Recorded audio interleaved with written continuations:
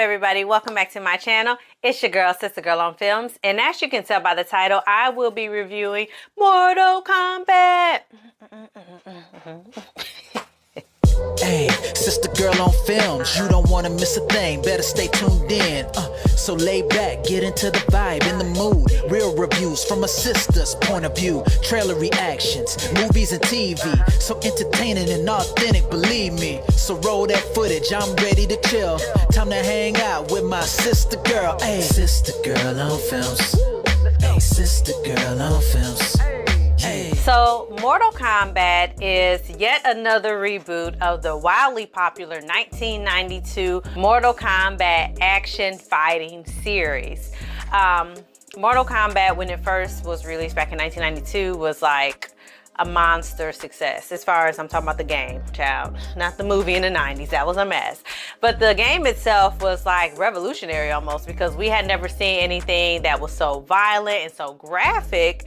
And fast forward to the 21st century, the Mortal Kombat game has upped the ante on gore, storytelling, characters, all the things. So I feel like it was pretty much like a no-brainer that they would go ahead and do a new reboot for a new generation. So I'm not mad at it. If you saw my trailer reaction, then you know I was super excited for this film.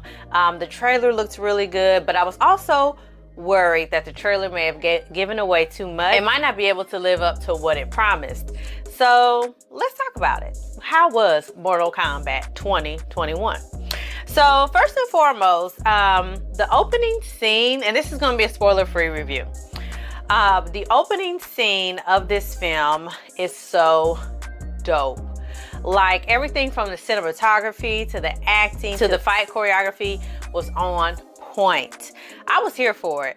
And I was like, if the rest of the film is going to be like this movie is about to be just damn near perfection. But I also knew that they wouldn't be able to keep that momentum going for the entire film, so I didn't have my hopes up with that. Looking at how well that opening scene was executed, it made me wonder who wrote this film, because they did a good job with that portion at least. And so the writers of this film are Greg Russo, Oren Uziel, and David Callahan. And so I found it interesting that David Callahan has writing credits for Wonder Woman 1984 and Shang-Chi, which is the upcoming Marvel film that we're getting this summer. And that actually, at first I was surprised by it, but I'm gonna talk about something a little bit later that I didn't like about the film, and that it kind of makes sense now.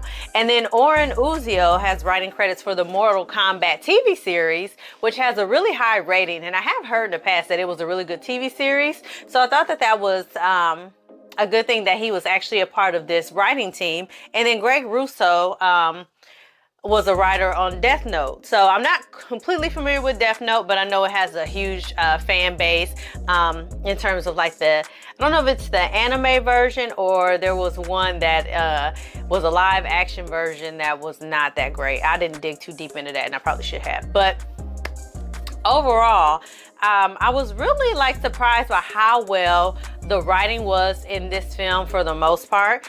Considering it is a film adaptation of a video game, they didn't have a whole lot of source material to go off of. I know the more recent versions of the Mortal Kombat game, they have added a much longer and deeper storyline to where there's an actual story to follow. Like you could damn near just watch the story play out in the game minus the fighting. Like you don't have to play the game, just watch the story unfold. So I think that that addition to the game itself gave the writers a lot to work with, but they also added some new elements in there, like my guy Louis Chan, he plays Cole Young. I have to write these names down. It's a lot. So Cole Young is not a Mortal Kombat character. And so Greg Russo, when he was asked, you know, why did you make the decision to introduce a new character to this film franchise versus maybe using a more well-known character to lead the film? And his his answer was pretty basic and it made a lot of sense. He said, you know, Mortal Kombat, the game, they are always introducing new characters. So what's the harm in introducing a new character in the film? And I wasn't mad at that. And I can see how they will incorporate Cole Young into future versions of the Mortal Kombat game. So I think that was a smart move on the part of the writers, and also the game, the owners of whoever, I don't know, child, who owns this game, child, I don't know, but whatever company owns the rights to Mortal Kombat, so that way fans can be excited about possibly seeing Cole Young in future versions of Mortal Kombat, the game. So not mad at that decision, Greg. So within the opening scene of this film, it is kind of like an origin story of two of our most popular characters in the game franchise. Again, I'm not going to give any spoilers away, but I'm just going to say I think that fans will actually get a kick out of what is kind of revealed and what we know will kind of be a revelation later on in the film. There are also characters in the game that maybe are not as popular that are featured in this film, which I think is also good as well. Because if you're not like a huge fan of the Mortal Kombat game, or you never really played it, I think it's easier to ease into this film and then get excited about possible sequels that may be coming down the pipeline.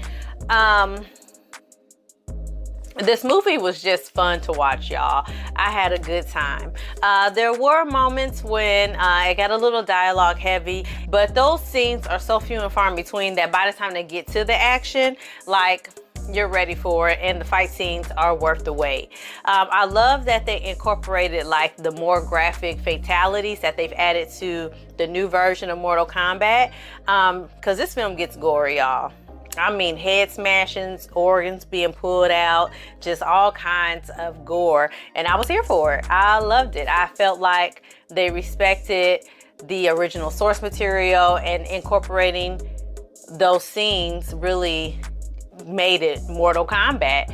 The original 1994-95 version, I believe it was PG-13, so they really couldn't get into the actual gore that made Mortal Kombat so famous. So now that this is an R-rated film, they went there. They went for it, and I was here for it.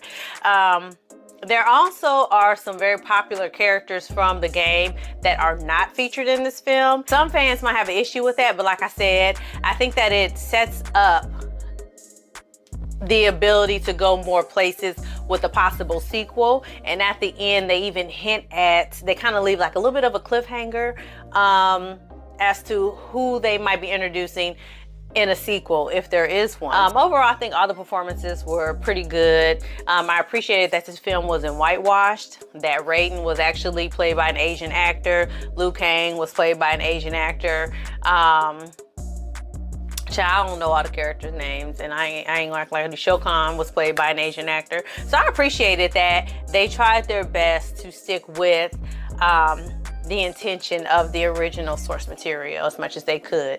Some of the things I didn't necessarily like about Mortal Kombat, again, was kind of the slow pacing here and there when they got to, you know, the exposition and all that. And another thing that really bothered me, and this goes back to me talking about the projects that these writers have worked on in the past. When our main protagonists, when they started to develop their extra powers or their fatalities, they call it something else in the movie, I forget what they called it, but when they started to develop those powers, the music and the camera angles really made them seem like superheroes. And I wasn't feeling that.